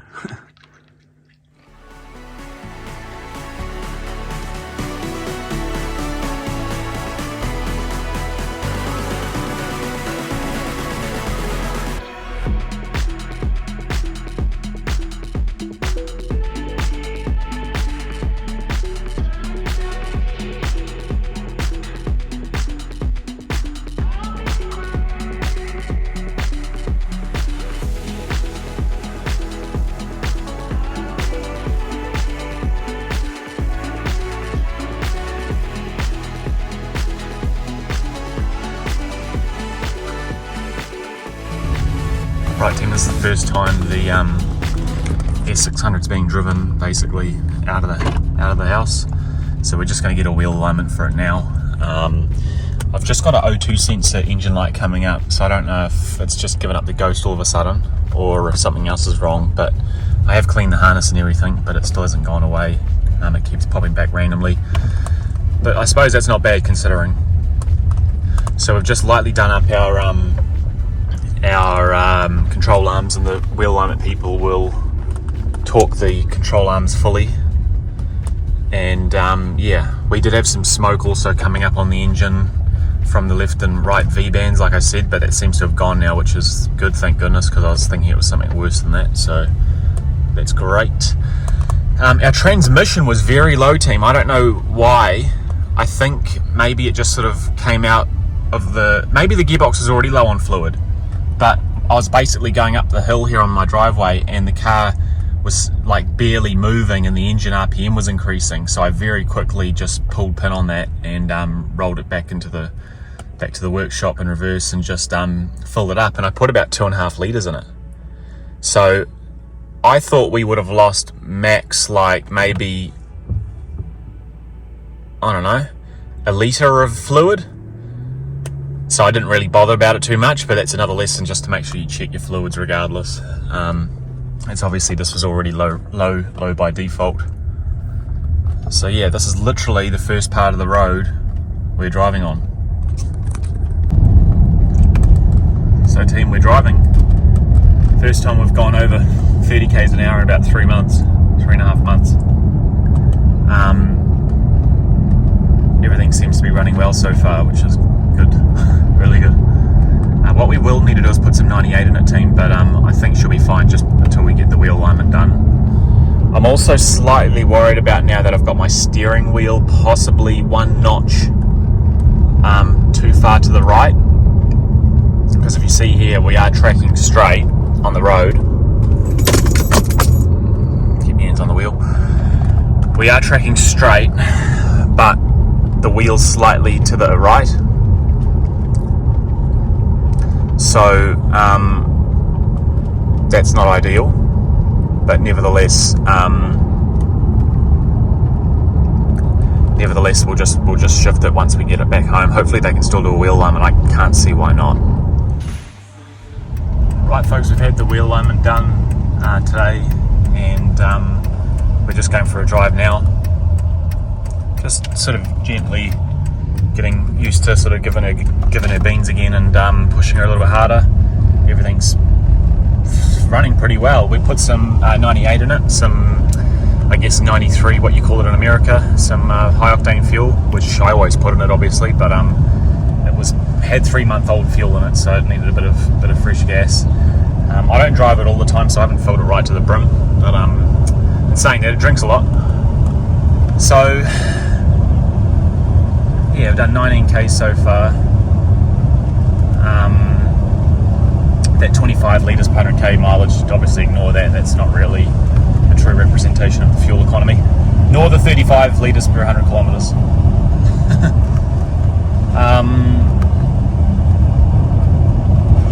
yeah, so everything's good, team. What we're going to do is we're just going to drive the car. So I'm going to drive it for about a couple of weeks and just keep monitoring to make sure nothing's leaking from underneath.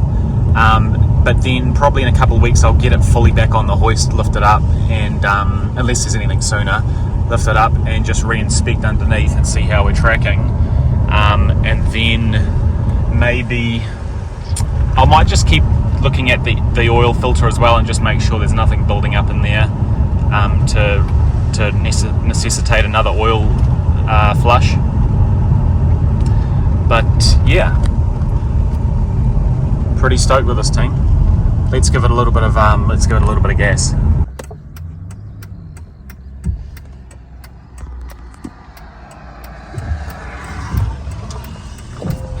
Right, team. So we're just gonna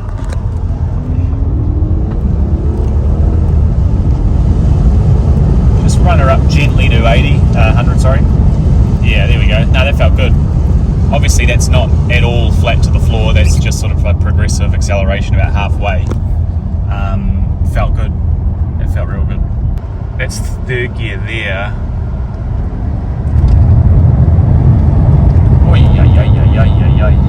Forgot how fast this is. It's like a slingshot. You just like, it's like, oh yeah, this isn't too far. And then it just picks up. Gearbox feels good. Go in a second.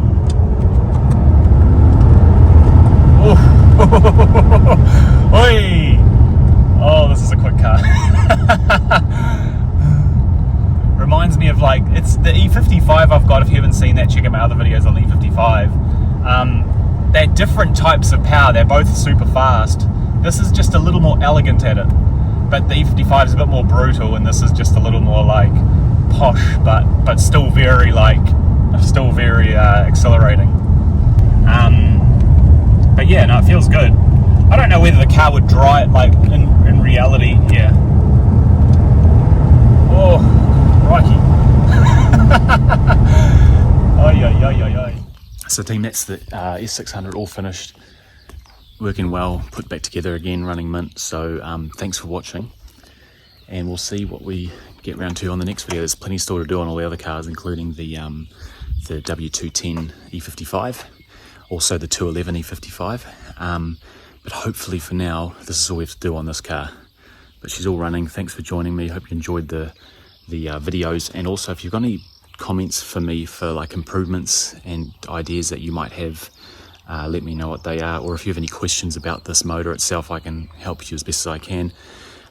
You know, working on it now and obviously owning it for 4 years, I'd like to think that I know quite a bit about it. So if you have any questions, get in contact with me, and make sure you subscribe, because that's what I really need to know that what I'm doing is working. But yeah, feedback either way is welcome, and have a great new year. And I'm glad to finally put my feet up and go back to work in 2 days now, because my whole holiday's been spent putting this car back together, which is a bit of a bitch, but oh well, it's all part of it. So yeah, thank you.